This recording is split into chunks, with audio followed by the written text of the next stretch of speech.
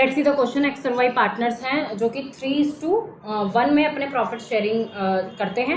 उनकी balance sheet दी हुई है, ठीक है। कैपिटल है, workman compensation, reserve, sundry creditor, bills payable, land and building, furniture, stock, sundry debtors, bill receivable, cash bank, cash in hand सब दिया हुआ है। उन्होंने जेड को एडमिट किया है 1 अप्रैल 2018 को। और क्या क्या चीज़ें हैं उनके एडमिशन पे?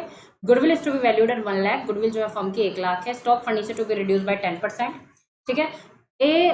Provision for doubtful debt is to be created at 5% on sundry debtors, ठीक है।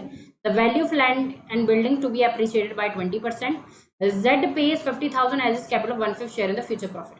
तो हमें बनाना revaluation account, partners capital account, balance sheet. बहुत सिंपल है, जल्दी जल्दी करते हैं। तो यहाँ पर हम बना लेते हैं अपना रिवोल्यूशन अकाउंट, रिवोल्यूशन अकाउंट, ठीक है।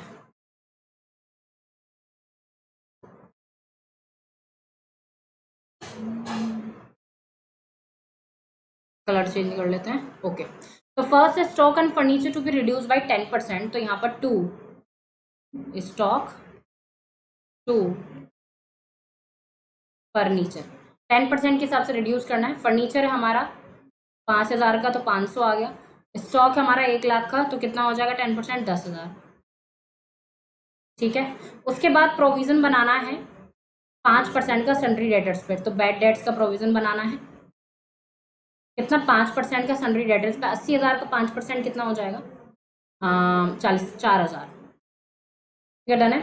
उसके बाद value of land and building to be appreciate by 20%। Land and building हमारी 1,25,000 है, हमें बढ़ाना है उसको 20% से, ठीक है। लैंड एंड बिल्डिंग तो 1,25,000 का 20% हमारा हो जाएगा 25,000,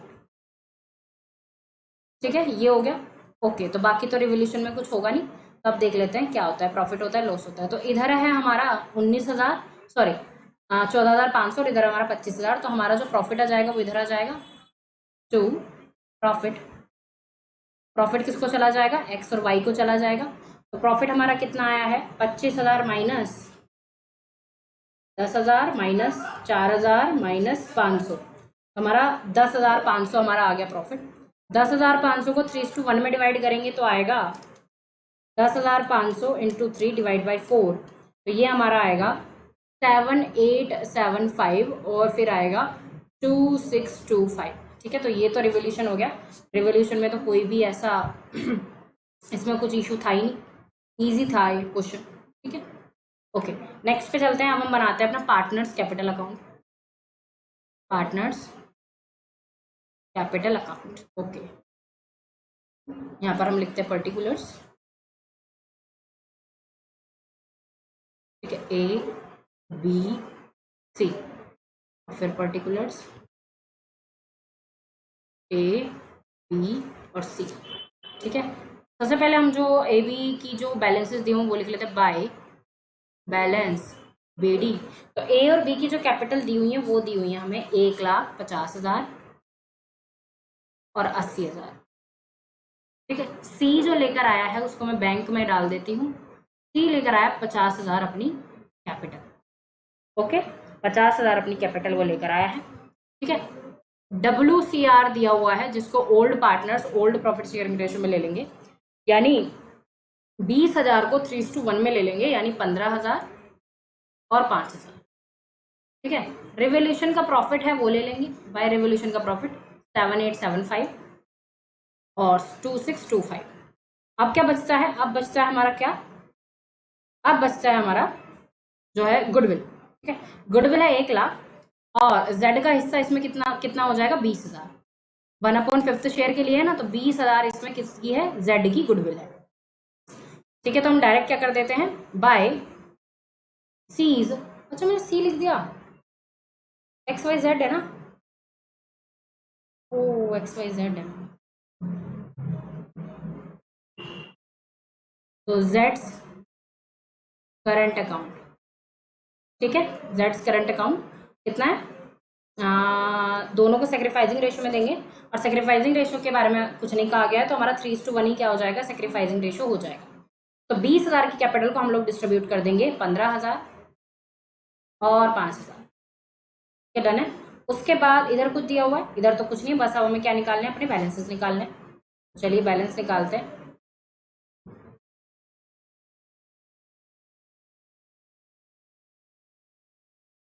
ओके, इधर 50,000, यहाँ पर by sorry to balance CD, इसका तो 50,000 ही आ जाएगा, ठीक है। ओके, इसका हो जाएगा 80,000 प्लस 5,000 प्लस 2625 प्लस 5,000, ये हो जाएगा 92625, 92625, यहाँ पर भी 92625, ठीक है। उसके बाद इसका है 1,50,000, 15,000, 7,875, 15,000, तो ये अपना हो जाएगा 1,87,875, ठीक है। और यहाँ पर भी आ जाएगा 1,87,875 और इसके बैलेंस भी है 1,87,875। अब चलते हैं कहाँ पर, बैलेंस शीट पे, बैलेंस शीट, ठीक है, बैलेंस शीट पे चलते हैं। ओके, सबसे पहले कैपिटल डाल लेते हैं यहाँ पर, XYZ, ठीक है, कितना 1,87,875, 92625 और 50,000, तो इनकी जो टोटल कैपिटल हो गई वो हो गई 3,10,000, ठीक है। कितना हो गया, 3,10,000, 3,30,000 हो जाएगी, 3,30,000, ठीक है। ओके, सन्ड्री क्रेडिटर्स, 1,50,000, ठीक है। बिल्स पेबल के बारे में कुछ नहीं कहा गया था, तो ये भी अपना कितना 37,500। उसके बाद आते हैं लैंड एंड बिल्डिंग पे। लैंड एंड बिल्डिंग को अप्रिशिएट करना था 20% से, यानी 1,25,000 में 25,000 जोड़ेंगे तो ये हमारा आ जाएगा 1.5 लाख, ठीक है।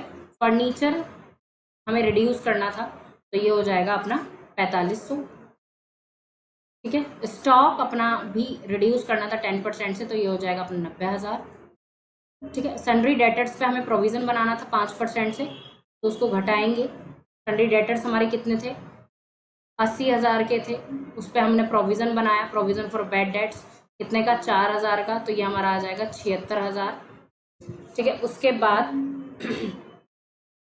उसके बाद बिल्स रिसीवेबल हमें दिए हुए हैं 15,000 के। अब बात करते हैं कैश एट बैंक की, तो एक तो पहले से ही क्या दिया हुआ है, कैश एट बैंक का पहले से कितना दिया हुआ है बैलेंस, 1 लाख का, और 1 लाख में वो कैपिटल कितनी लेकर आया, 50,000 की, तो 1.5 लाख हो जाएंगे हमारे क्या वो। और अपना जेड्स करंट अकाउंट कितना हो जाएगा, 20,000 का, ठीक है। और अपना ये कितना दिया हुआ है, कैश इन हैंड दिया हुआ 12,500 का, ये हम ऐसे डाल देंगे, ठीक है। कैश इन हैंड कितना 12,500 का, ये हमने ऐसे ही डाल दिया, ठीक है। अब करते हैं इनका टोटल और देखते हैं इक्वल आता है नहीं आता। ओके, चलिए, इधर है 3,30,000 प्लस 1.5 लाख प्लस 37,500, तो ये हमारा 517500। इधर है 1.5 lakh plus 4,500 plus 90,000 plus 76,000 plus 15,000 plus 1.5 lakh plus 20,000 plus 12,500, और इधर का हमारा आ रहा है 518000 और इधर का हमारा आ रहा है ये। तो इसको मैं दोबारा टोटल करती हूँ कैपिटल्स को, ठीक है। कैपिटल्स को टोटल अगर मैं कर रही हूँ तो 1,87,875, 92625 प्लस 50,000, तो ये हमारा आएगा 33,050। थोड़े कैलकुलेशन में पहले मिस्टेक हो गई थी, तो ये अपना जो हो जाएगा, ये अपना हो जाएगा दोनों इक्वल 518000, ठीक है। सो ये हुआ question complete and I hope this is a proper explanation to this question.